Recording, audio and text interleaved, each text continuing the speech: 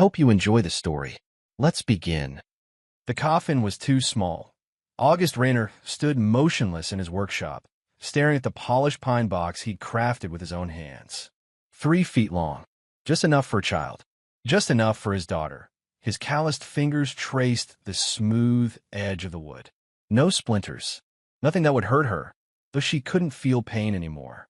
Not according to what the doctors had told him, that a rare illness, they'd said. Sudden onset. Nothing they could do. August's jaw tightened. The workshop around him, usually his sanctuary, felt hollow now.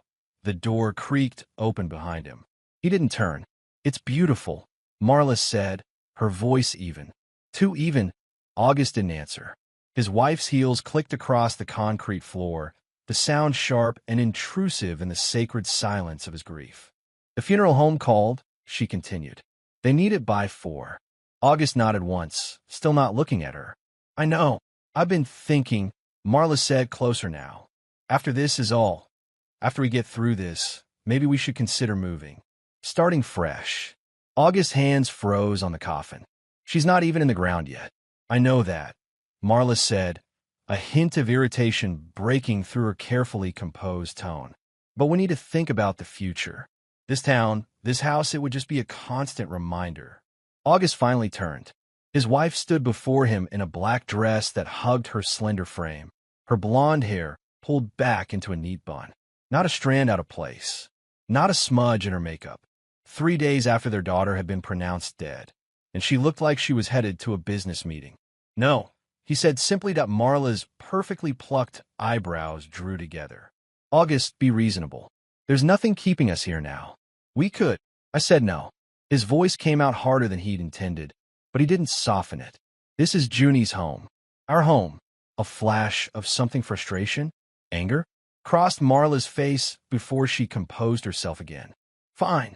We'll discuss it later." She checked her watch. "I need to confirm the catering for after the service. And I still need to pick up my shoes for tomorrow." August turned back to the coffin. "Shopping. That's what you're doing today." Marla sighed. "Don't start, August. We all grieve differently. I need to stay busy." The door closed behind her. August waited until he heard her car start, then sank to his knees beside the coffin, one hand still resting on the wood.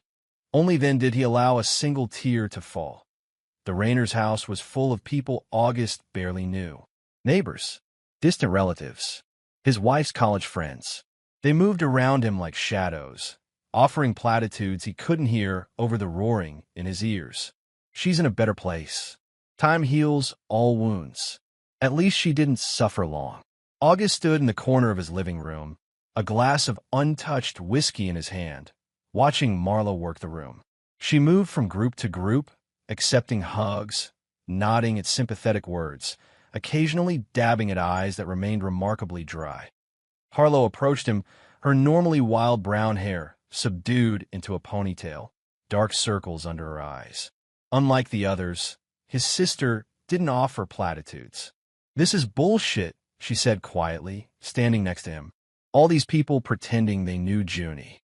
August took the first sip of his whiskey. "Marla invited them." Harlow snorted. "Of course she did. Always did love being the center of attention." She caught herself. "Sorry, not the time." "It's fine." August's eyes followed his wife as she accepted a hug from a tall man with carefully styled hair. Her hand lingered on his arm a moment too long. "Who's that?" Harlow asked, following his gaze. "Bryce Maddox. They went to college together. He moved back last year. Opened that fancy gym downtown." Harlow studied the man.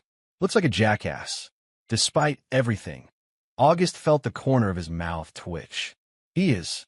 Marla laughed at something Bryce said, the sound cutting through the somber murmurs of the room. August's fingers tightened around his glass. 3 days, he muttered. 3 days, and she's laughing. Harlow put a hand on his arm. "Hey, don't do this to yourself. Tomorrow's going to be hard enough." August nodded, downing the rest of his whiskey in one gulp. "I need some air," he said.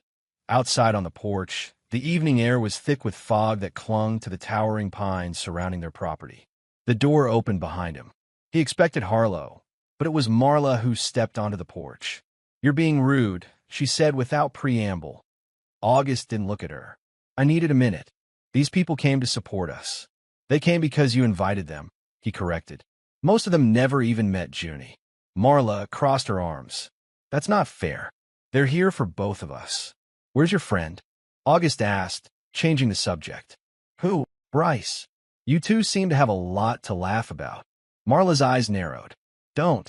Not today. When then? After the funeral? When we're moving on? When we're selling the house? You're drunk. I had one drink. August finally turned to look at her. Why are you in such a hurry to leave, Marla? This town not good enough for you anymore. That's not. Marla cut herself off, visibly gathering her composure. I'm not doing this now. Our daughter is dead. August. Dead. And all you can think about is picking a fight with me. August stared at her, searching her face for any sign of genuine grief. All he saw was calculation. I'm staying at the funeral home tonight, he said abruptly. Marla blinked. What? Why would you do that? It's tradition. Someone stays with the body. That's ridiculous. You need rest. Tomorrow will be. I'm staying. August repeated firmly. I'll be back in the morning to change before the service. Marla looked like she wanted to argue further, but something in his expression must have stopped her. Fine, she said tightly. Do what you need to do. The funeral home was silent except for the steady tick of an antique clock on the wall. August sat in a straight-back chair beside the closed coffin in the private viewing room. The funeral director had tried to dissuade him from his vigil, citing policy, but August had been adamant. He would not leave his daughter alone for her last night. The hours crept by. Midnight came and went. August didn't move from his post, his eyes never leaving the coffin in the still hours of the early morning. When the world outside was at its darkest, August heard it. At first, he thought he'd imagined it a product of grief and exhaustion that a small, muffled voice that he held his breath, listening intently. Nothing, just the tick of the clock and the sound of his own heartbeat. Then it came again, clearer this time. Help me, Daddy. August shot to his feet, knocking over his chair. That was Junie's voice, his daughter's voice. Junie, he called, his voice cracking. Daddy, it's dark. The voice was coming from inside the coffin. Impossible. She was dead. The doctors had confirmed it. Marla had identified the body, but that was his daughter's voice. August didn't hesitate. He grabbed the lid of the coffin and wrenched it open, splitting the wood he'd so carefully joined. The nails screeched as they pulled free. What he saw inside froze his blood. Junie lay there, her small body draped in the white dress Marla had chosen. But her eyes were open, glazed and unfocused, but open. Her chest rose and fell with shallow breaths, and around her tiny wrist was a thin metal chain, securing her to the coffin lining. Junie, August breathed, reaching for her. Her skin was cool, but not cold. Not dead. Junie, baby, can you hear me? Her eyes struggled to focus on him. Daddy, she mumbled. So dark. Scared. August's hands shook as he picked her up, cradling her against his chest. Her body was limp, drugged. Someone had drugged his daughter. This wasn't a miracle. This wasn't a mistake. This was attempted murder. As he held his living daughter in his arms, August's mind raced. If he called for help now, what would happen? Questions. Investigations. And whoever had done this, whoever had tried to bury his daughter alive, would know their plan had failed. August looked down at Junie's drooping eyes, the chain still dangling from her wrist. No, he couldn't risk it. Not yet. He needed to understand what was happening before he revealed that he knew. He needed to protect his daughter. First, he had to remove any evidence that he'd discovered the truth. August gently laid Junie on the chair and went to work repairing the coffin lid as best he could in the dark. When it looked passable, he turned back to his daughter. Junie, he whispered, stroking her hair. I need you to be very quiet. Can you do that for Daddy? She nodded weakly. Good girl. I'm going to take you somewhere safe. But it has to be our secret. Okay, secret, she repeated, her voice slurring. August wrapped his jacket around her small body and slipped out the back door of the funeral home, carrying his daughter into the foggy night.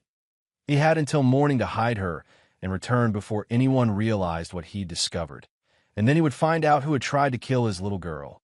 Dawn was breaking as August slipped back into the funeral home. He'd taken Junie to Harlow's remote cabin just outside of town, the one place he knew would be safe.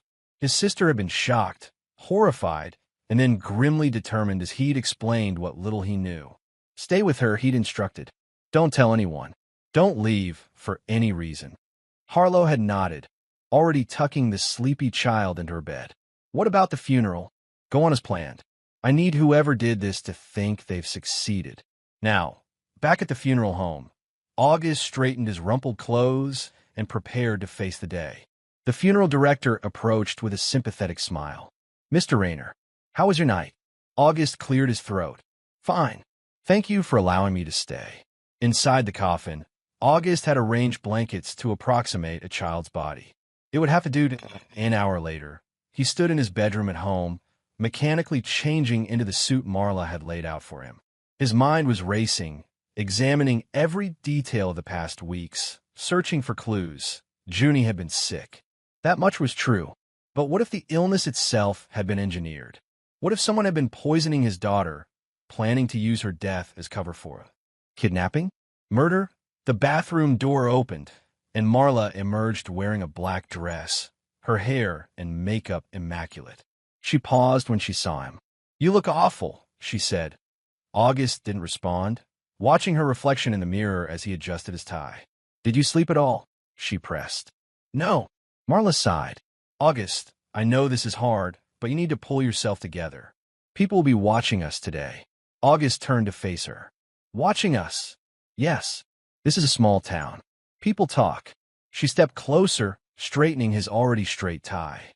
We need to present a united front. Is that what matters to you right now? How we look? Marla's fingers stilled. That's not fair. You know I'm devastated.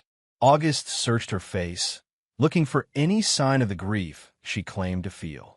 Her eyes were clear, her makeup perfect, not a hint of the sleepless nights he'd endured since Junie fell ill. We should get going, she said, stepping back. The service starts in an hour. August nodded, his decision made. He would play along. He would watch. And he would find out exactly what his wife knew about their daughter's supposed death. The funeral was a blur. August stood beside the small coffin, accepting condolences from neighbors and friends, his eyes constantly tracking Marla as she moved through the crowd. She performed grief perfectly, a trembling lip here, a dabbed eye there, leaning on friends for support at just the right moments. Bryce Maddox was there, offering his condolences with a hand that lingered too long on Marla's shoulder. August noted how she leaned into the touch. When it came time to lower the coffin, August steeled himself for the performance of his life. He allowed a single tear to track down his cheek as he tossed a handful of dirt onto the pine box. Beside him, Marla dabbed at dry eyes with a lace handkerchief. That night, after the last of the mourners had left their home, August retreated to his workshop. He needed space to think, to plan. But more than that, he needed to search for evidence. He started in Junie's room, carefully going through her belongings, looking for anything unusual. Finding nothing, he moved to the master bedroom, waiting until Marla was in the shower before searching her side of the room. In the back of her nightstand drawer, beneath a stack of fashion magazines, he found a burner phone. Basic model. No password protection. Heart pounding, August scrolled through the sparse messages. Most were to and from a contact, listed simply as being everything set for Friday. BS.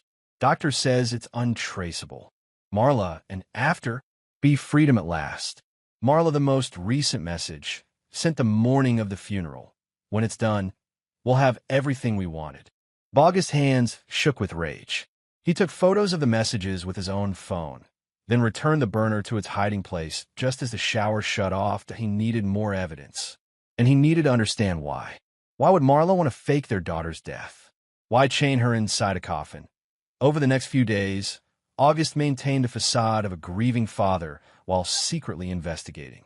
He checked Junie's medical records, speaking with her doctor under the guise of seeking closure. It's just so sudden, he told the nervous young physician. One day she's fine, the next she's gone. Dr. Finnan shuffled papers on his desk. As I explained to your wife, the toxicology showed a congenital heart defect. It was just a matter of time. My wife, August asked, keeping his voice even. She spoke with you about Junie's condition? The doctor nodded. Several times over the past few months. She was very concerned about Junie's symptoms. What symptoms were those? Dr. Finnan looked confused. The one she brought Junie in for. The fatigue, the dizziness. Didn't she tell you? August managed a sad smile. We haven't been communicating well since it happened. Grief affects people differently. The doctor nodded sympathetically. Of course. Here, let me show you the test results. The papers he handed over meant nothing to August's medical jargon and numbers that could have been fabricated easily enough with the right connections. May I see the actual toxicology report? August asked. After more gentle insistence, the doctor reluctantly pulled up the report on his computer. August scanned it, noting the signature at the bottom, B. Maddox, lab director. The pieces were falling into place, forming a picture too terrible to contemplate. His wife and her lover had conspired to fake their daughter's death. But why go to such extremes? Why not just leave? Unless Junie had seen something, known something, become a liability. That night, August visited Harlow's cabin again. Junie was recovering slowly from whatever drugs had been in her system. She recognized him immediately, reaching for him with a cry of "Daddy." He held her tightly, breathing in the familiar scent of her hair, reassuring himself that she was really alive. "How is she?" he asked Harlow, who looked exhausted but determined. "Better. She's been talking more, eating a little." August nodded gratefully. "Have you asked her anything about what happened?" Harlow shook her head. "I thought you should be the one." August sat on the edge of the bed, taking Junie's small hand in his. "Junie, sweetheart, can you tell Daddy what happened? Before you got sick?" Junie's face scrunched up in concentration. "Mommy gave me yucky juice. Said it would make me feel better." "Yucky juice? Like medicine?" She nodded. "Every day. Made me sleepy." August exchanged a look with Harlow. "Did anything else happen? Did you see Mommy doing anything unusual?" Junie looked down, suddenly shy. "Mommy said not to tell. It's a secret." August's heart raced. What kind of secret? Mommy and the gym man were playing a special game. In the garage. "Gym man?" Harlow asked. "I think she means Bryce," August said quietly, then turned back to Junie. "What kind of game, sweetheart?" Junie's description, in the innocent language of a 3-year-old, confirmed August's worst fears. Marla and Bryce had been having an affair, and Junie had witnessed it. "Did you tell Mommy that you saw them?" Junie nodded. She got mad. Said I was a bad girl for watching. Said I couldn't tell Daddy. August pulled his daughter close, his mind racing. Now he understood. Junie had become a witness, a liability. Rather than risk the child revealing the affair, they concocted an elaborate plan to eliminate her entirely. "I need to get back," he told Harlow, kissing Junie's forehead. "Keep her safe. I'm getting closer to understanding what happened." As he drove back to town, August's grief transformed into something harder and colder. He'd never considered himself a violent man. He built things. He didn't destroy them. But for the people who had tried to murder his daughter, he would become destruction itself. Back at home, August maintained his performance as the grieving father. He accepted casseroles from neighbors. He thanked people for their sympathy cards. He nodded when they told him how strong he was being. All the while, he watched Marla. She was already packing boxes, preparing for what she called a fresh start. She'd reached out to a realtor about listing their house. "It's too soon." August had protested, playing his part. "It's been a week, August. We can't put our lives on hold forever." Marla folded another sweater into a suitcase. "I've been thinking about San Diego. The ocean would be good for us." August leaned against the doorframe of their bedroom. "Us?" Marla looked up, her expression carefully neutral. "Of course us. We're still a family, August. We still have each other." The casual cruelty of her statement made, while she believed their daughter was dead and buried, almost broke his composure. August swallowed hard. "I didn't realize you liked the ocean that much." Marla shrugged. "There's a lot about me you don't know." That much is true. August thought grimly that he waited until Marla left for her yoga class before continuing his investigation. The burner phone had already told him much, but he needed more. He needed proof solid enough that even if Marla tried to paint him as unstable or delusional, the truth would prevail that in the garage, he searched meticulously. Behind a stack of paint cans, he found a small cloth bag. Inside were cloths stained with what looked like blood, and several empty medicine bottles with the labels removed. In the cellar, a space Marla never entered. Claiming it aggravated her allergies, August found more damning evidence. A hidden box contained surveillance equipment, small cameras, microphones, and receipts for their purchase in Bryce's name. Most disturbing of all was a child's blanket, Junie's favorite, stained with substances August didn't want to identify. That night, after Marla had gone to bed, August slipped into Junie's room. He carefully went through her things. In a shoebox beneath her bed, he found her drawings. Colorful crayon sketches of their family, their house, her toys. And then, hidden at the bottom, darker drawings. A woman and man in the garage. A red bottle labeled medicine. And a crude map showing their house, the road to town, and deep in the woods, a small square marked with a red X. August recognized the location. An old hunting cabin, abandoned for years, far off any marked trail. He'd come across it once while tracking a wounded deer. Remote, isolated, perfect for hiding someone who wasn't supposed to exist anymore. Dawn was breaking as August hiked through the dense forest, following paths only hunters and wildlife knew. The cabin appeared just as he remembered it: small, weathered, nearly invisible among the thick pines. The door was locked, but the wood was so rotted that one solid kick splintered it open. Inside, August found confirmation of his worst fears. The single room had been converted into a prison. Chains bolted to the wall, a small cot, a bucket in the corner. On a table, surveillance equipment displayed feeds from cameras hidden throughout August and Marla's house. They had been watching him, planning, waiting. August examined everything carefully, taking photos with his phone. On a corkboard, he found notes in Bryce's handwriting, details of their plan, including the drugs used to simulate death, the payoffs to the funeral director, the schedule for the burial. But it was the final note that chilled August to his core. After the funeral, M signs over the house. We collect insurance, leave town. 1 week later, accident at the cabin, fire. All evidence gone. They had never intended to keep Junie alive. The funeral had just been the first phase of their plan. August gathered every piece of evidence he could find, securing it all in his truck. Then he returned to town, his mind clear for the first time since hearing Junie's voice from the coffin. He knew what they had done. He knew why. Now it was time for Marla to learn what happens when you try to take everything from a man with nothing left to lose. August waited for Marla in the living room. Evidence spread across the coffee table. His wife's burner phone, the bloodstained cloths, photos of the cabin, Junie's drawings, a damning collection that told a story of betrayal beyond imagination. The front door opened, and Marla called out, "August, are you home? How about takeout from that Thai place you like?" August didn't respond. He heard her set down bags in the kitchen, heard her heels on the hardwood as she moved through the house. August. She appeared in the doorway, still wearing her designer workout clothes, her hair pulled back in a perfect ponytail. Her expression shifted from curious to concerned when she saw him sitting silently in the dim room. "What are you doing sitting in the dark?" she asked, reaching for the light switch. "Don't," August said quietly. Marla's hand froze. "What's wrong? You're scaring me." "Am I?"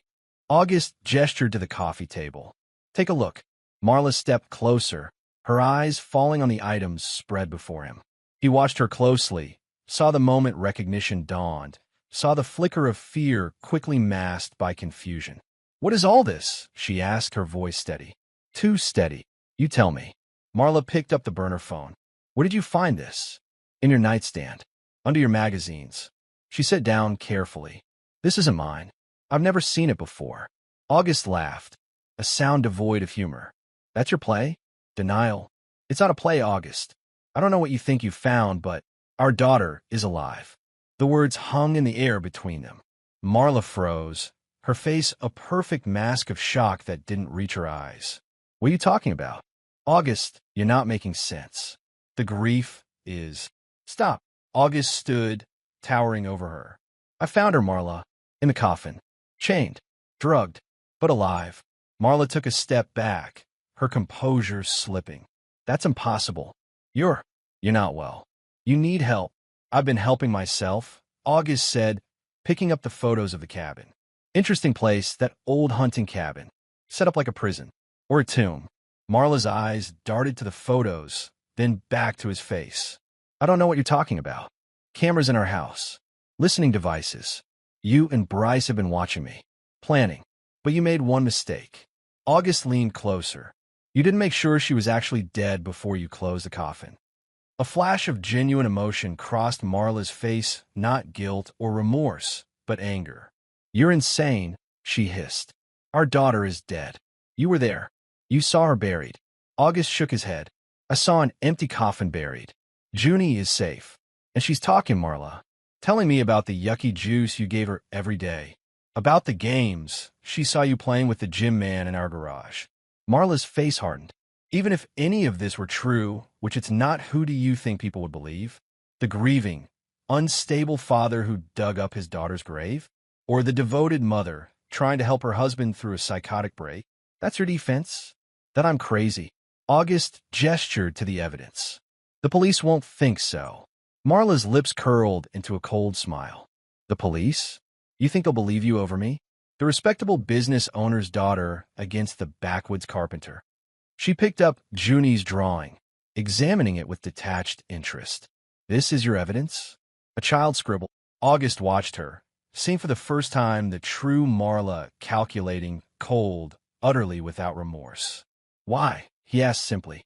Why not just leave? Why this elaborate plan? Marla sighed, dropping the pretense. You really don't understand, do you? This house, this land, it's worth a fortune. And your life insurance? Even more. Divorce would get me half, at best. This way I get everything. And Junie, Marla's expression hardened. She complicated things. Children talk, August. They say the most inconvenient things at the worst possible times. August's hands curled into fists. She's your daughter. She's a reminder of a life I never wanted. Marla straightened, smoothing her workout top. It doesn't matter now.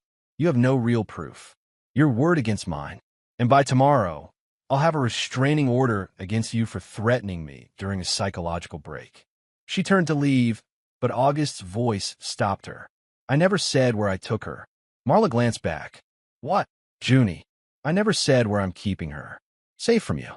Safe from Bryce. August's voice was deadly calm. If anything happens to me, evidence goes to the police, the newspapers, and everyone in town. Pictures, videos, recordings, everything. For the first time, uncertainty flickered across Marla's face. You're bluffing. Test me, August challenged. See what happens when you try to take everything from a man who's already lost it all. They stared at each other, the air between them charged with hatred and the remnants of a life built on lies.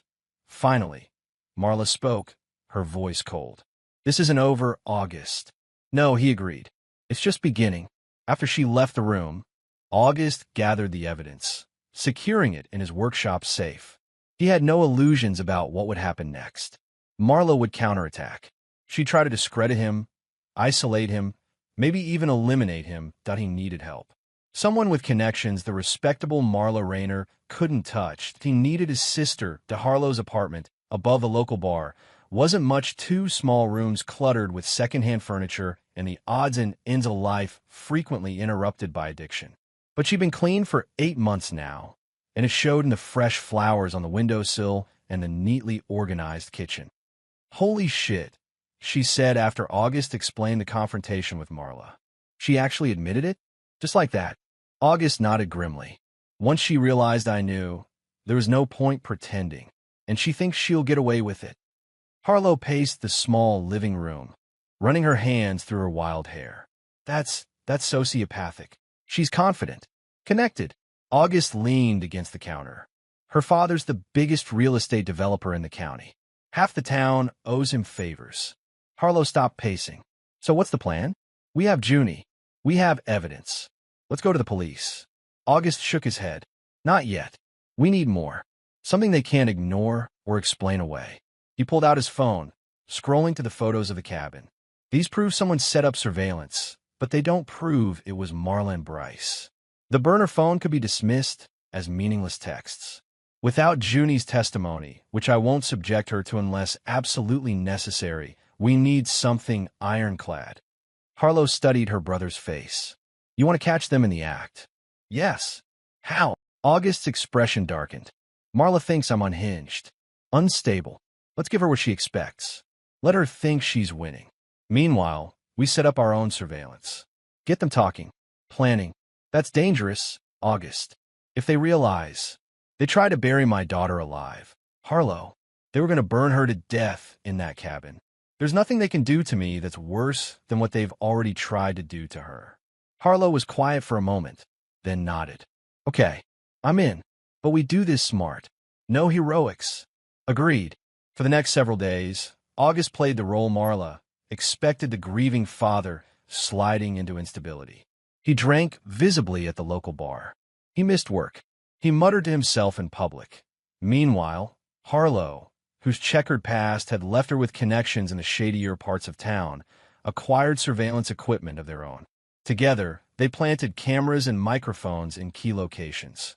Marla's car, Bryce's office at the gym, and the cabin in the woods. As August had predicted, Marla wasted no time positioning herself as the victim. She filed for an emergency restraining order, claiming August had threatened her during a psychotic episode.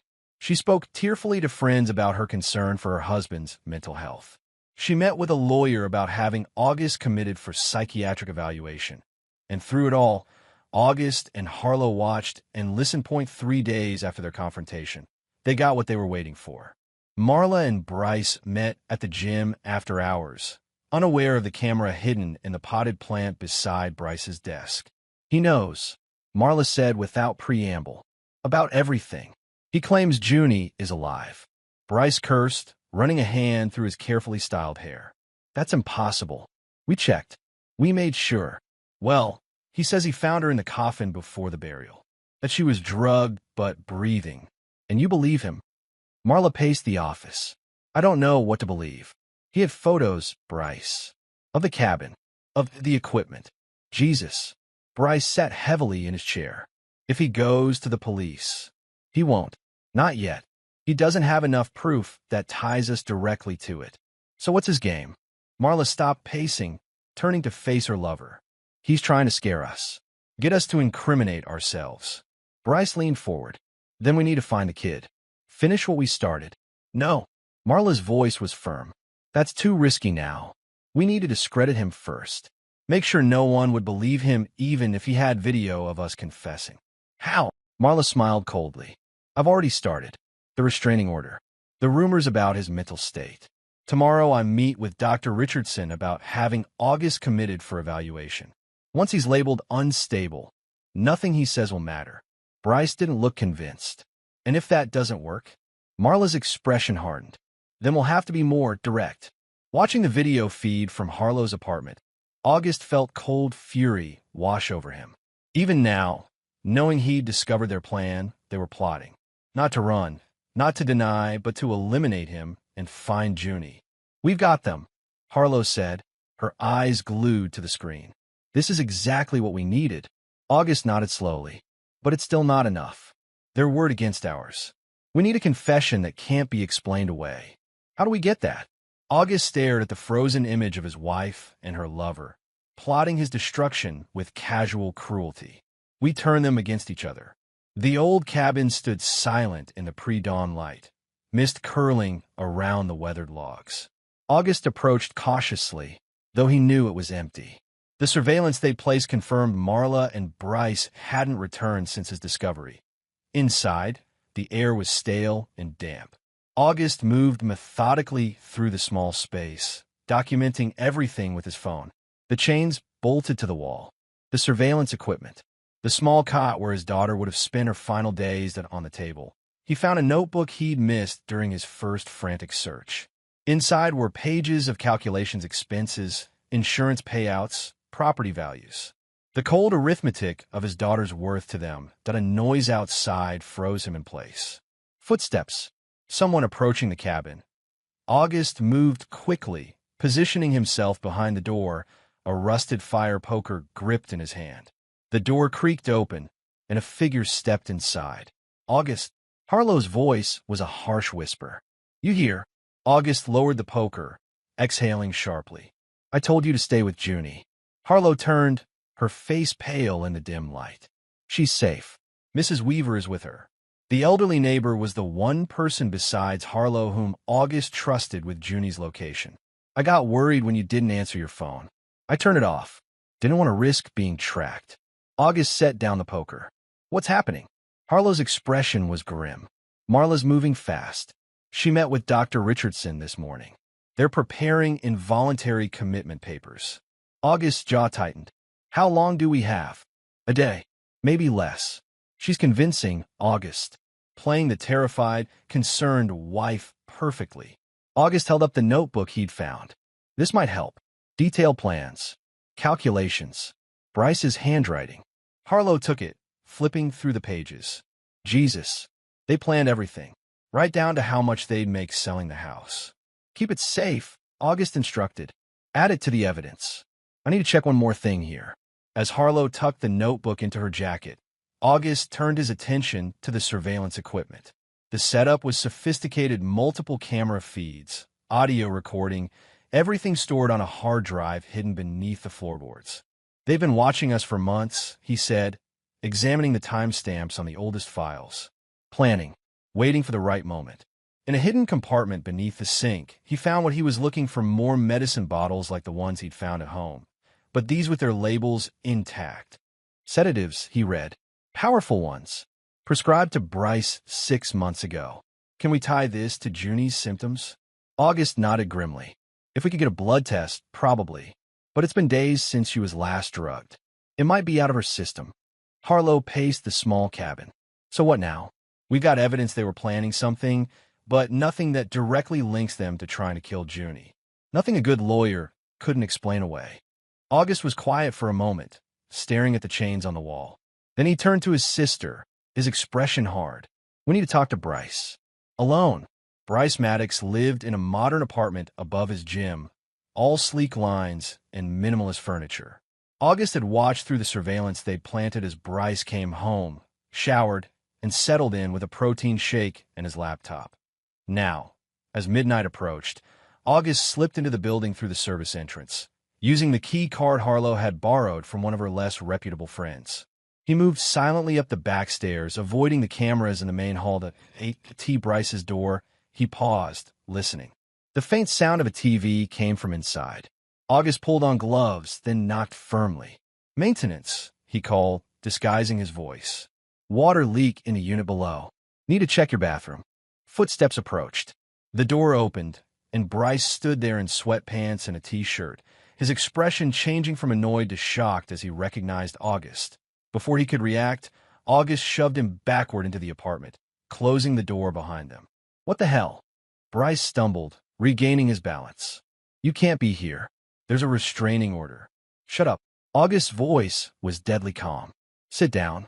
Something in August's expression must have convinced Bryce to comply. He sank onto the leather couch, eyes darting toward his phone on the coffee table. "Don't," August warned. "You won't reach it in time." Bryce raised his hand slightly.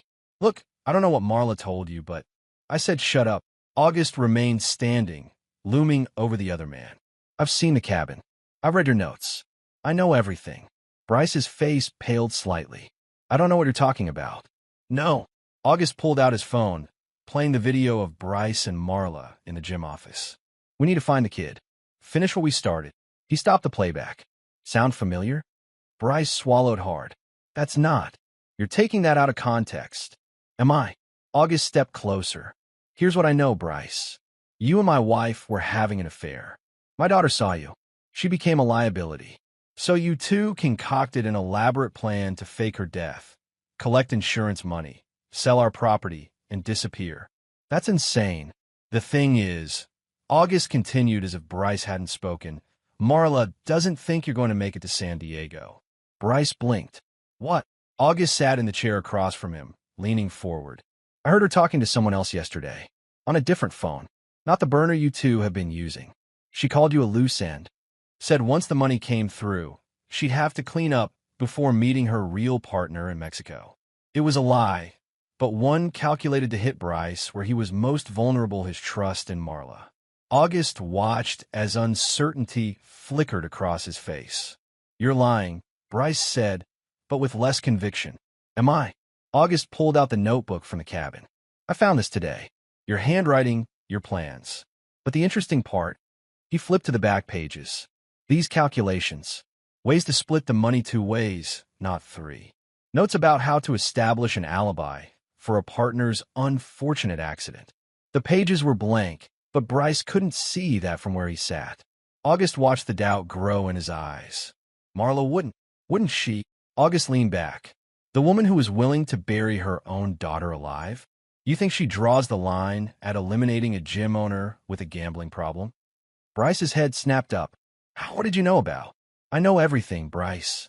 Everything." August's voice hardened. "Including how the police will find the drugs you used on my daughter in your apartment. How they'll trace the purchases to your credit card. How every piece of evidence will point to you as the mastermind, with Marla as the manipulated, frightened accomplice." Fear replaced doubt in Bryce's eyes. "You can't prove anything." "I don't have to prove it. I just have to plant it." August stood. "Unless you help me." "Help you how?" "Confess. Tell the truth about what you and Marla planned. What you did to my daughter." Bryce laughed, a brittle sound. "And go to prison?"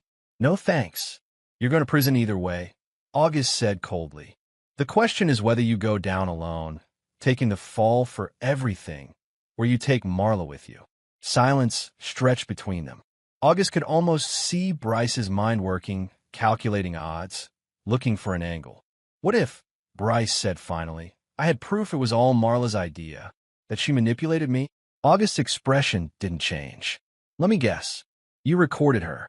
Insurance against exactly this scenario." Bryce's surprise confirmed the guess. August nodded slowly. "Smart. Not smart enough, but smart." He stepped closer to Bryce. "Here's what happens next. You give me that recording. You write out a full confession. And in exchange, I'll make sure the judge knows you cooperated.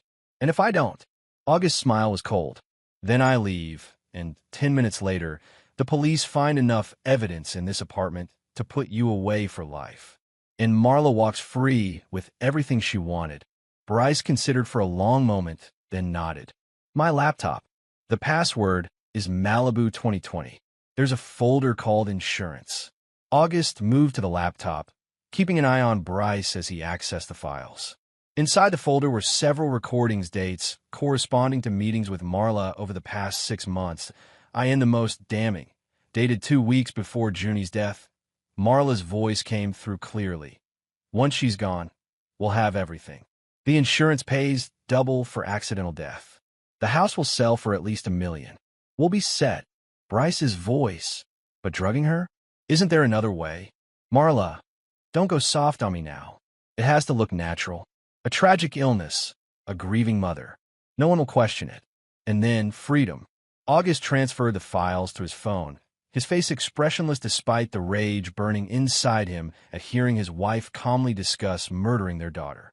"The confession," he said, turning back to Bryce. "Write it. All of it." Bryce looked broken now, the reality of his situation sinking in. And then you turn yourself in. Tonight, before Marla realizes what you've done. "She'll kill me," Bryce said, his voice barely audible. The August's expression showed no sympathy. "You should have thought of that before you helped her try to kill my daughter." The police station was quiet at 2 a.m. when August walked in, a manila envelope in his hand. The desk sergeant, a weathered veteran named Collier, looked up with surprise. "August? What brings you here at this hour?" August placed the envelope on the counter. "I need to speak with Sheriff Morton." "It's urgent."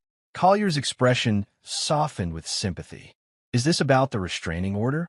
Because I have to tell you, son, that's not something we can." "It's about attempted murder," August interrupted. "My daughter's." Collier stared at him, confusion evident. "Your daughter? But I was at the funeral, August. She's alive, and I can prove it."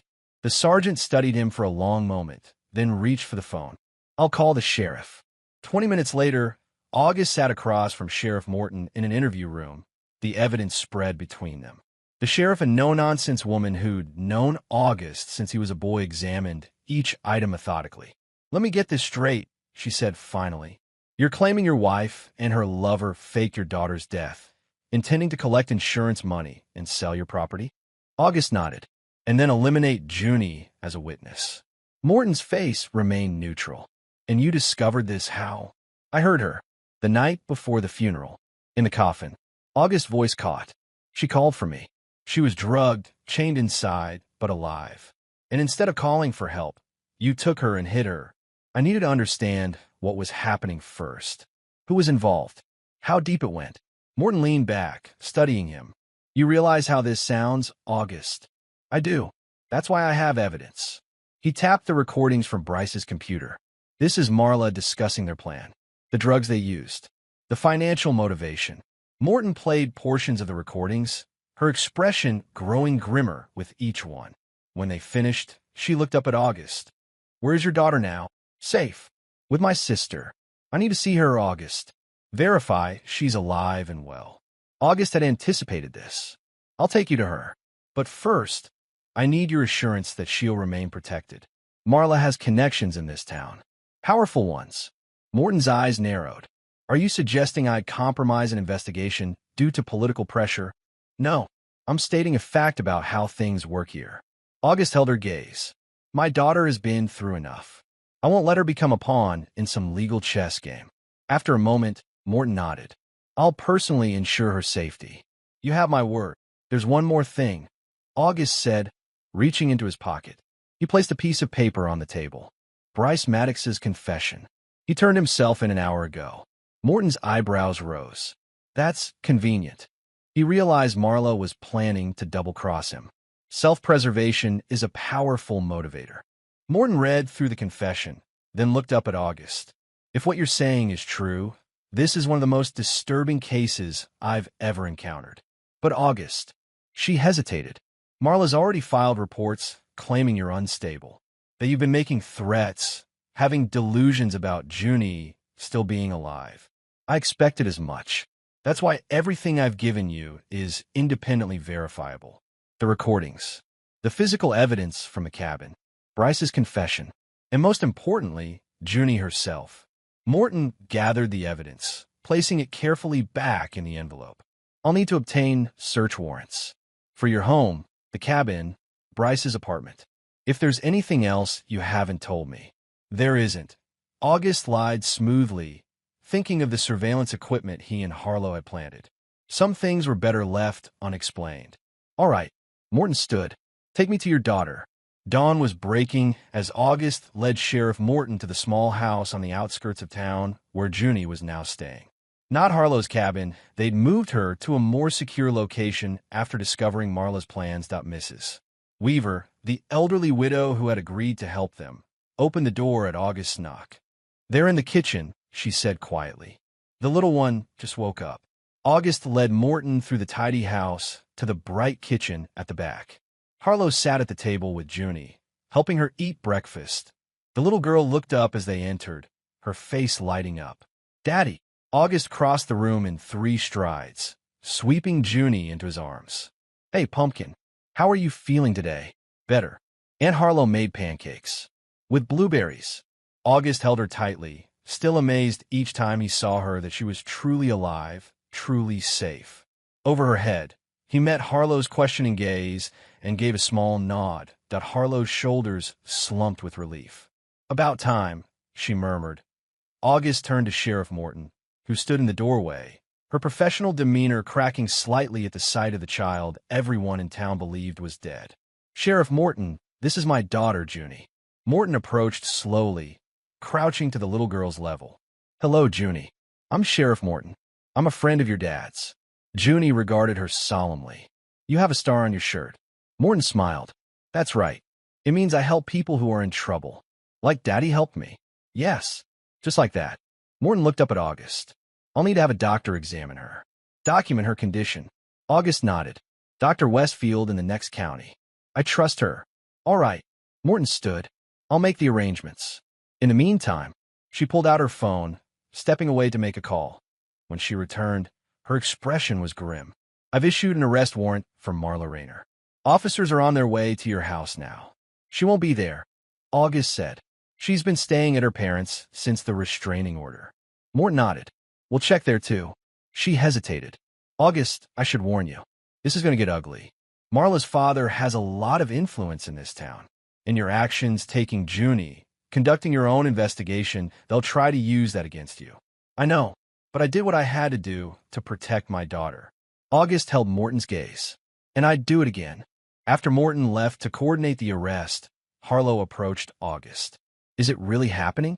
Are they finally going to pay for what they did? August watched Junie, happily drawing at the kitchen table, oblivious to the adult conversation. It's starting, but it's not over. Harlow studied her brother's face. What are you thinking? August's expression was hard, determined. That Marla won't go down without a fight. And neither will I. The arrest made headlines. The story of a mother faking her child's death for insurance money was too sensational to ignore. Reporters descended on the small town. Camera crews set up outside the courthouse. And social media exploded with competing narratives. Marla, as August had predicted, fought back hard. She denied everything, claiming August had kidnapped their daughter and concocted an elaborate hoax to frame her. Her father hired the best defense attorneys money could buy, who quickly went to work trying to discredit Bryce's confession and the evidence August had provided. But the physical evidence was overwhelming. The drugs found in Bryce's apartment matched those in Junie's system. The chains in the coffin matched those of the cabin. The surveillance equipment tied everything together. Most damning of all were the recordings of Marla calmly discussing her daughter's death and the financial windfall it would bring 2 weeks after the arrests. August sat in the courtroom, watching as Marla was led and wearing an orange jumpsuit. She looked nothing like the polished, confident woman he'd married. Her hair was limp, her face bare of makeup, dark circles under her eyes. For a moment, their gazes met across the room. August expected to see hatred, defiance. Instead, he saw calculation. Even now, she was looking for an angle, a way out. The preliminary hearing was brief. The judge denied bail, citing the severity of the charges and the risk of flight. As Marla was led away, she turned to look at August one last time. "This isn't over," she mouthed. August watched her go, his face expressionless. No, it wasn't over. But for the first time since finding Junie in that coffin, he felt something like victory. Outside the courthouse, reporters swarmed him, shouting questions. "Mr. Rayner, how do you feel about your wife's arrest? Did you suspect your wife was planning this all along? Will Junie testify against her mother?" August ignored them all, pushing through the crowd to where Harlow waited with the car. "How'd it go?" she asked as he slid into the passenger seat. "Bail denied. Trial set for next month." August stared out the window as they pulled away from the courthouse. She looked different. "Prison tends to do that to people," Harlow said dryly. "How's Junie today?" August's expression softened. "Better. The nightmares are less frequent. Dr. Westfield says the drugs are completely out of her system, and the psychological evaluation scheduled for next week." August sighed. "They want her to testify, Harlow. The prosecutor says her statement would be powerful evidence." Harlow's hands tightened on the steering wheel. "She's 3 years old, August. She's been through enough." "I know. I told them no. They'll have to make their case without her." They drove in silence for a while, each lost in thought. "What about you?" Harlow asked finally. "How are you holding up?" August continued staring out the window. "I'm fine. That's bullshit, and we both know it." He turned to look at her. "What do you want me to say, Harlow? That I'm devastated? Angry? That I lie awake wondering how the woman I loved could try to murder our child? Yeah, actually, that's exactly what I want you to say." Harlow pulled the car over and turned to face him. "You haven't processed any of this, August. You've been in survival mode since the moment you found Junie. But sooner or later, you're going to have to deal with what happened." August looked away. "I'm dealing with it." "No, you're not. You're shutting down, going through the motions." Harlow's voice softened. "Junie needs you, August. Not just physically present, but emotionally too. She's going to have questions as she gets older. Hard ones." August closed his eyes briefly. "I know. So talk to me. Tell me what you're feeling." For a moment, August was silent. When he spoke, His voice was barely audible. "I want to kill her," he said simply. "Every time I think about what she did, what she was planning to do, I want to wrap my hand around her throat and squeeze until she stops breathing." He looked at his sister, his eyes haunted. "What kind of person does that make me?" "Human," Harlow answered without hesitation. "It makes you human, August. Anyone would feel that way, would they?" August turned back to the window. "Sometimes I wonder if I'm becoming like her. Cold, calculating. You're nothing like her," Harlow said firmly. "Everything you've done has been to protect Junie. Everything Marla did was to destroy her." August nodded slowly, but Harlow could see he wasn't convinced. "Let's go home," he said. "Junie will be wondering where we are." As Harlow pulled back onto the road, August returned to staring out the window, his reflection in the glass as hard and unreadable as stone. The weeks leading up to the trial passed in a blur of legal meetings, therapy sessions for Junie, and endless media coverage. August kept his daughter isolated from the circus, creating a protective bubble around her with Harlow's help. But the strain was beginning to show. August barely slept, spending his nights patrolling the property, checking locks, jumping at shadows. During the day, he was focused, determined, the perfect father but hollow inside, running on nothing but the need to ensure Junie's safety and Marla's conviction. "You're wearing yourself down," Harlow told him one evening after Junie had gone to bed. "You can't keep this up." August continued cleaning his hunting rifle, a task he'd taken to performing nightly. "I'm fine." "You're not fine. You're a walking ghost." Harlow took the cleaning rod from his hands, forcing him to look at her. "The security system is on. The doors are locked. No one is getting past US to hurt Junie." August took back the rod, resuming his methodical cleaning. "Marla's father hired a new lawyer yesterday. Some hotshot from Portland who specializes in mental health defenses." Harlow frowned. "What does that mean?" "It means they're going to claim Marla suffered from postpartum psychosis, that she wasn't in her right mind when she planned all this. That's ridiculous. Junie is 3 years old. Postpartum psychosis happens right after birth." August shrugged. "They'll argue it was untreated, that it got worse over time. They've already lined up an expert witness to testify about it." Harlow studied her brother's face. "What about Bryce? Is he still cooperating?" A flicker of something satisfaction crossed August's face. "For now, but his lawyer is pushing for a deal. Reduced charges in exchange for testifying against Marla." His phone buzzed in his pocket. A text from an unknown number. "Need to talk. Important. About M. Meet at the bar. 10 p.m. August stared at the message. Bryce was supposed to be in jail, awaiting trial. Had he made bail? Or was this a trap? Only one way to find out. The Timberwolf was the kind of bar that catered to locals, not tourists. August arrived at 10:15, deliberately late, scanning the room carefully before entering. In the back booth, partially hidden by shadows, sat Bryce Maddox. He looked diminished, somehow thinner, paler, the cockiness gone from his posture.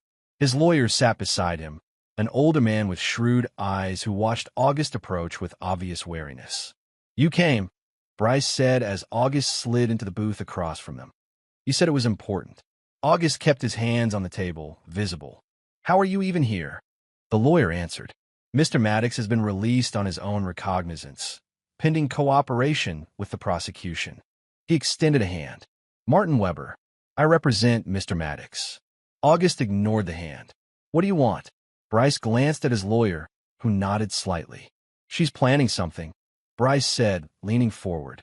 "Marla, she got a message to me in jail. Said if I testified against her, I'd never make it to the witness stand." August studied him, looking for signs of deception.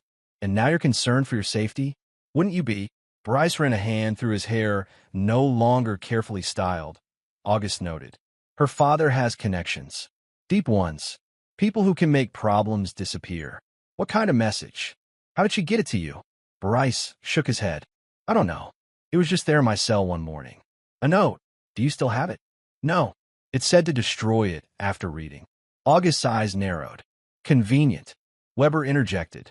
"Mr. Rayner, we're not here to play games. My client is taking a significant risk even speaking with you. He believes Mrs. Rayner is not only a threat to him, but potentially to your daughter as well. That got August's attention. Explain. Bryce leaned closer. The note mentioned unfinished business. Said that once she was cleared, she'd tie up loose ends. Both of them. Both, August repeated. Me and Junie. Bryce nodded. Look, I know you have no reason to trust me, but I'm trying to do the right thing here. For your kid, if nothing else. August considered this. It could be a trap, an attempt to manipulate him into some action that would undermine the case. Or it could be genuine Bryce trying to save his own skin by warning August. What do you want from me? August asked finally. Bryce exchanged looks with his lawyer again. Protection. Security. And in exchange, I'll give you everything. Every conversation, every plan, every detail about what Marla was really up to. I thought you'd already done that. Bryce's laugh was bitter. I told the police what they needed to know. But there's more. Things I held back as insurance. Such as, she never intended to share the money with me. Bryce's voice hardened. I found out she was working with someone else. Someone she's been involved with for years. I was just the local convenient option, the one who'd take the fall if things went wrong. August felt a cold certainty settle over him. Who? I don't know a name, but I have recordings. Different ones than what I gave you before. Conversations where she's talking to someone else. Planning how to frame me, if necessary. Weber pulled a flash drive from his pocket, placing it on the table. Everything's on here. But before we hand it over, we need assurances.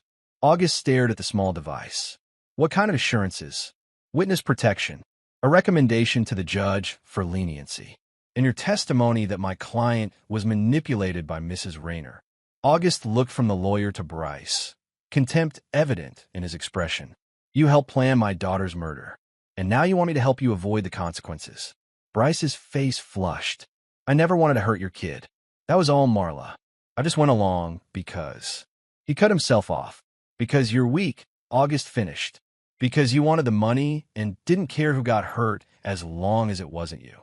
Weber placed a restraining hand on Bryce's arm. Mr. Rayner, I understand your anger, but consider the value of what we're offering. This evidence could ensure Mrs. Rayner never sees freedom again. August was quiet for a long moment, weighing his options. Finally, he nodded toward the flash drive. I'll need to verify what's on there before I agree to anything. Weber pushed it across the table. Of course, but I suggest you do so quickly. The trial starts in 2 weeks, and my client's safety is at risk every day until then. August pocketed the drive. I'll be in touch. As he stood to leave, Bryce grabbed his arm. There's one more thing. Marla kept a second phone. Well, I didn't know about until near the end. She used it to communicate with whoever she's really working with. August looked down at Bryce's hand until he removed it. Where is this phone? I don't know, but in the recordings, she mentions keeping it in her special place. Maybe that means something to you. August thought back to their years together. Marla had never been sentimental about places, had no particular attachment to any corner of their home. Except, maybe, he said noncommittally, I'll let you know what I decide. Outside, August leaned against his truck, processing the conversation. If Bryce was telling the truth, Marla's plans were even more elaborate than he'd imagined, and possibly still in motion that he needed to hear those recordings. And he needed to find that second phone. The Rayner house stood empty and still, yellow police tape still draped across the front door crime scene, even weeks after the arrests. August ducked under it, using his key to enter the home he'd built with his own hands, the home that now felt tainted by betrayal. Inside, dust had settled over the furniture, the air stale and undisturbed. August moved through the rooms silently, memories assaulting him with each step. Junie's first steps in the living room, family dinners in the kitchen. His and Marla's life, together a life he now understood had been built on lies that in the master bedroom. August went straight to Marla's vanity, an ornate piece her father had given her as a wedding present. Behind the mirror, just as she described in the recording, was a small wall safe. August ran his fingers along the edge, feeling for the hidden latch. The safe opened with a soft click. Inside were documents, property deeds, insurance policies, bank statements, and, nestled among them, a sleek black phone. August pocketed it, then methodically went through the other contents. Most were what he expected: financial records, jewelry, a passport. But at the bottom of the safe, he found something that made his blood run cold: a small notebook, filled with what appeared to be a log of drugs administered to Junie. Dates, times, dosages, effects. Clinical observations of his daughter's deteriorating health, written in Marla's precise handwriting, that she'd been poisoning Junie for months, carefully documenting the process like some twisted science experiment. That August's hands shook as he flipped through the pages, rage building with each clinical note. The final entry, dated the day before Junie's death, simply read, "Final dose administered. Subject ready for transportation." Subject: not daughter, not Junie. Subject: August slipped the notebook into his jacket alongside the phone, then continued his search.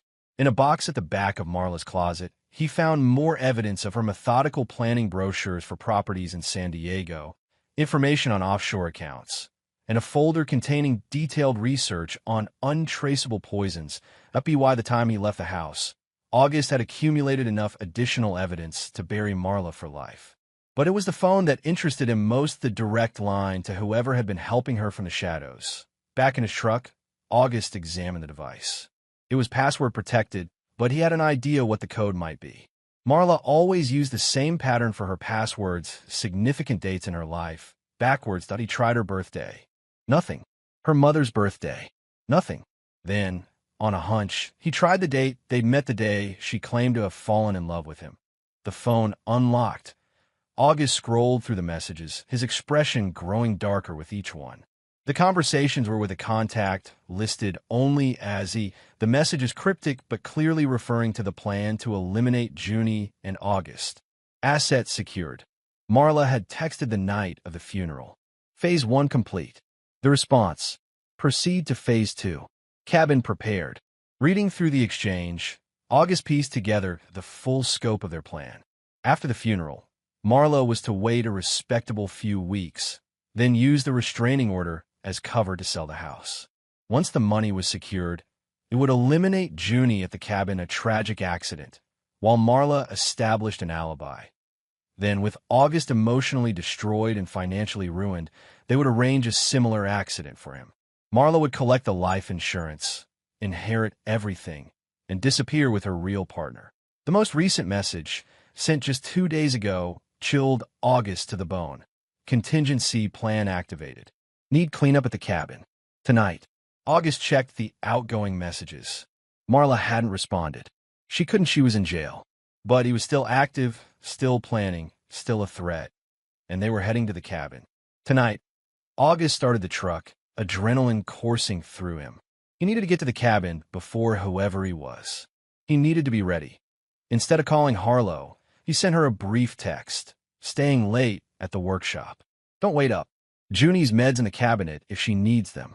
Then he turned off his phone, put the truck in gear, and headed for the mountains and the trap he intended to set. The cabin was just as he remembered it, isolated and foreboding in the gathering dusk. August approached cautiously, using the hunting skills he'd learned as a boy to move silently through the underbrush and no signs of anyone inside. Not yet, but they would come. The message had been clear. August circled the structure, checking for any changes since his last visit. The police had removed most of the evidence, but the basic setup remained: chains on the wall, the small cot, the surveillance equipment now dormant. Perfect. Just as he'd hoped. Working quickly, August prepared. He positioned himself in the dense woods surrounding the cabin, settled into the natural blind formed by a fallen tree, and waited, his hunting rifle beside him. Hours passed. The forest grew dark, then darker still as clouds obscured the moon. August remained motionless, his senses attuned to every sound, every shift in the night air. Just after midnight, he heard the soft crunch of tires on gravel, quickly cut as an engine died. Then footsteps, moving with purpose toward the cabin. A beam of light cut through the darkness, sweeping the area before settling on the cabin door. August watched as a figure approached, tall, male, moving with the confidence of someone who believed they were alone.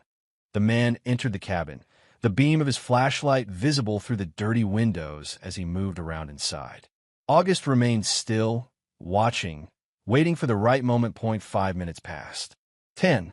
Then the man emerged, making a call on his phone. "It's clear," he said, his voice carrying in the still night air. No sign of the kid or the sister. Must have moved them. He paused, listening.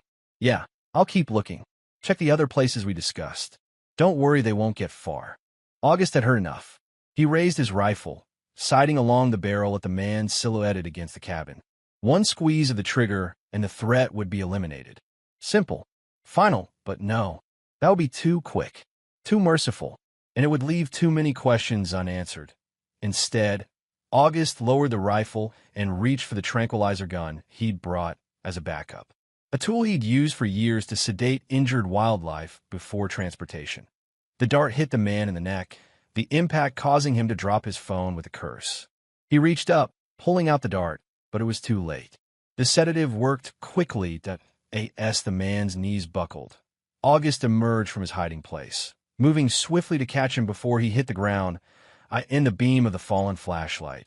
August recognized him, Edward Talbot, Marla's father's head of security, the man who had attended their wedding, who had helped August install the alarm system in their home, who had bounced Junie on his knee at family gatherings. "Hello, Edward," August said quietly, dragging the semi-conscious man into the cabin. "We need to talk." When Edward regained consciousness, he found himself in a familiar position chained to the wall of the cabin, just as Junie had been intended to be. August sat across from him, cleaning his hunting knife with methodical precision. "Welcome back," August said without looking up. Edward tugged at the chains, his expression transitioning from confusion to anger. "What the hell is this, Raynor?" "Justice," August replied simply. "Or the beginning of it. You've lost your mind. When I don't report back." "To who?" August finally looked up. "Marla's in jail. Her father thinks you're checking on one of his properties upstate. No one knows you're here, Edward. No one's coming to save you." Edward fell silent, assessing his situation with the calculated calm of a professional. "So what's your plan? Torture me? Kill me?" A cold smile spread across his face. "You don't have it in you, August. You're a builder, not a destroyer. That's why Marla chose you soft, malleable, easy to manipulate." August continued, cleaning his knife. "You're right. I'm a builder. I built a life, a home, a family." He set the knife down. "And you and Marla try to destroy all of it."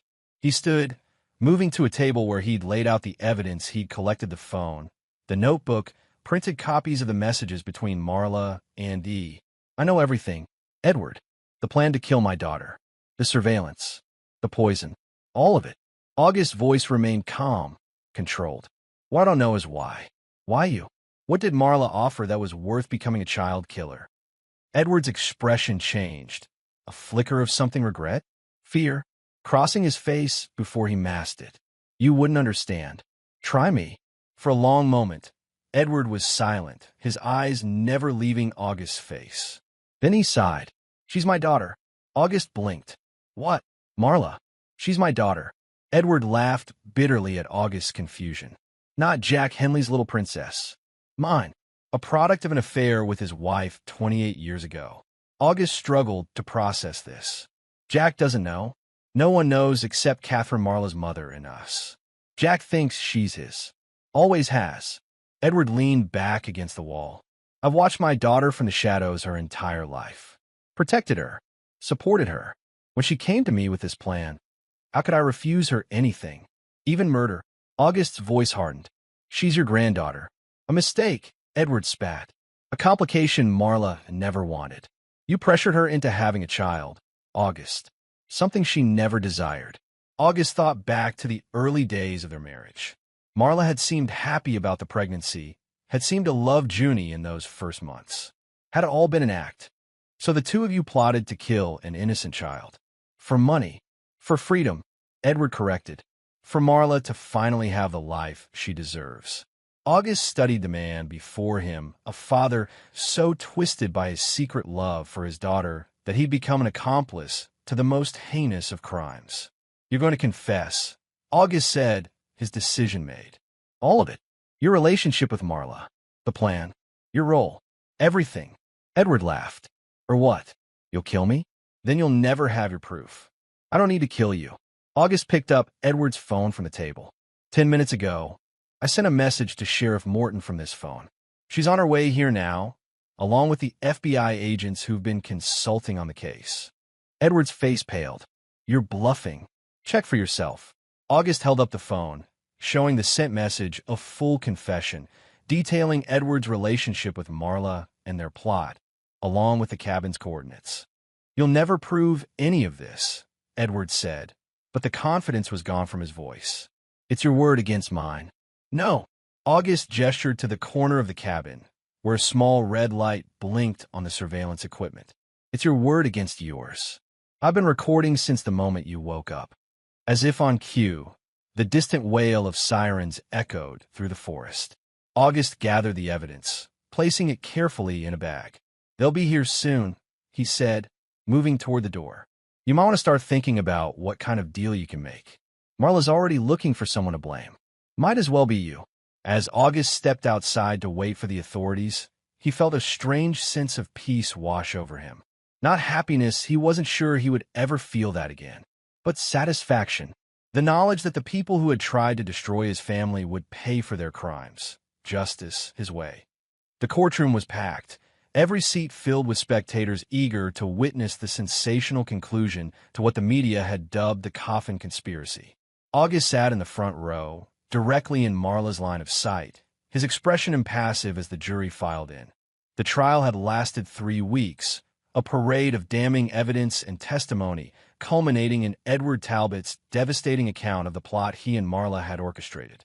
In exchange for leniency, he'd revealed everything: their biological relationship, the years of secret planning, the cold calculation with which they'd targeted August and Junie. Marla had maintained her composure throughout, her face a mask of injured innocence, as her attorneys argued that she was a victim of Edward's manipulation, of postpartum depression, of a system that had failed to recognize her mental illness. But the evidence was overwhelming. The medication log, the recordings, the testimony from medical experts confirming that Junie had been systematically poisoned. And most damning of all, Marla's own words and messages to Edward, discussing her daughter as an obstacle to be removed. Now, as the jury foreman stood to deliver the verdict, a hush fell over the courtroom. On the charge of attempted murder in the first degree, we find the defendant, Marla Rayner, guilty. A collective gasp rippled through the courtroom. August remained still, his eyes fixed on Marla as the foreman continued through the list of charges: conspiracy, child endangerment, fraud, attempted kidnapping. Guilty on all counts. That Marla's composure finally cracked. She turned to look at August, her eyes burning with hatred and something else, disbelief. As if she couldn't comprehend that her perfect plan had failed, that the husband she'd dismissed as too trusting, too simple, had outsmarted her. As the judge called for order in the now buzzing courtroom, August stood. He'd said what needed to be said during his testimony: clinical, factual, devastatingly effective. He had no desire to watch Marla's sentencing, to hear her tearful pleas for mercy that would inevitably follow. Outside, reporters swarmed him, shouting questions. Mr. Rayner, how do you feel about the verdict? Will you be making a statement at the sentencing? Is it true you're moving away from Oakridge? August pushed past them without comment, making his way to where Harlow waited with the car. It's over, she said as he slid into the passenger's seat. August nodded, staring out the window as she drove away from the courthouse. For now. Harlow glanced at him. What does that mean? Marla's father is still out there. Still powerful. Still angry. Jack Henley? He cut all ties with Marla after learning about her and Edward. Publicly, yes. But a man like that doesn't just walk away from his daughter, biological or not, without some kind of retribution. August turned to his sister. He blames me for exposing the affair, for destroying his family's reputation. Harlow frowned. You can't seriously think he'd come after you or Junie. I don't know. And that's the problem. August's jaw tightened. I won't take chances. Not anymore. So what's the plan? We finish packing today. Leave for the new place tomorrow. Harlow nodded, understanding. After the arrests, August had purchased a property in a neighboring county, remote, defensible, unknown to anyone outside their immediate circle. A fresh start, away from the whispers and stares of a town that would never let them forget what had happened. Junie's excited about the horses, Harlow said, trying to lighten the mood. She's been talking about nothing else all week. A ghost of a smile touched August's lips. She'll be good with them. She has a gentle way about her. They drove in silence for a while, the weight of the verdict settling around them. Finally, Harlow asked the question that had been bothering her. Do you ever think about forgiving her? Not for her sake, but for yours. August turned to stare at his sister. Forgiving Marla? Yes. Letting go of the anger. Moving on. August looked away, his profile hard against the afternoon sun. Would you forgive someone who tried to murder your child? No, Harlow admitted. Probably not. There's no probably about it. Some things are unforgivable. August's voice was quiet but firm. I don't need forgiveness to move on. I need justice. And today we got it. When they arrived home, the small rental they'd been staying in since leaving the house, Junie ran to meet them, her face alight with excitement. Daddy, Aunt Harlow, I drawed a picture of our new house. August swept her into his arms, the tension in his face softening as he held his daughter. Did you now? Let's see this masterpiece. Junie proudly presented her drawing, a colorful crayon rendition of a house surrounded by trees, with stick figures representing their family. That's you, she explained, pointing to the tallest figure. And that's me, and that's Aunt Harlow, and that's our new doggy we're going to get. August raised an eyebrow at Harlow, who shrugged innocently. A doggy. Huh, he said, carrying Junie into the house. We'll have to talk about that. As he listened to his daughter chatter about the dog, she wanted a big one, with floppy ears. Named Pancake, August felt something loosen in his chest. Not forgiveness. Never that. But perhaps the first tentative step toward healing. 6 months later, August stood on the porch of their new home, watching as Junie played with the puppy they'd finally adopted, a golden retriever mix with, indeed, very floppy ears. Pancake, true to Junie's vision. The property stretched out before him, 20 acres of woodland and pasture, with the small stable he'd built housing the pair of gentle horses that were Junie's pride and joy. The house itself was modest but solid, built with his own hands over the past months. Harlow emerged from inside, carrying 2 cups of coffee. She handed one to August, following his gaze to where Junie was teaching Pancake to sit. She's doing well, Harlow observed. The nightmares are almost gone. August nodded. The therapist says she's resilient. That with time and support, she'll process what happened in a healthy way. And her father? Harlow asked gently. How's he processing things? August took a sip of his coffee. I'm fine. Still not sleeping through the night, though. He shrugged. Old habits. Junie waved, calling for him to come see Pancake's new trick. August waved back, setting down his coffee cup. She's going to be okay, Harlow said, watching them. You both are. August nodded, stepping off the porch. Yes, he agreed. We are. As he walked toward his daughter, August felt the weight of the past year, the betrayal, the fear, the rage begin to lift just slightly. Not forgiveness. Never that. But perhaps, finally, the beginning of freedom. Junie ran to meet him, throwing her arms around his legs. Daddy, watch what Pancake can do. August knelt down, pulling her into a proper hug. Show me, Pumpkin. As he watched his daughter command the eager puppy, August knew with absolute certainty that he'd made the right choices. Marla had taken everything from him, his trust, his peace of mind, his belief in the goodness of people, that he had taken back more.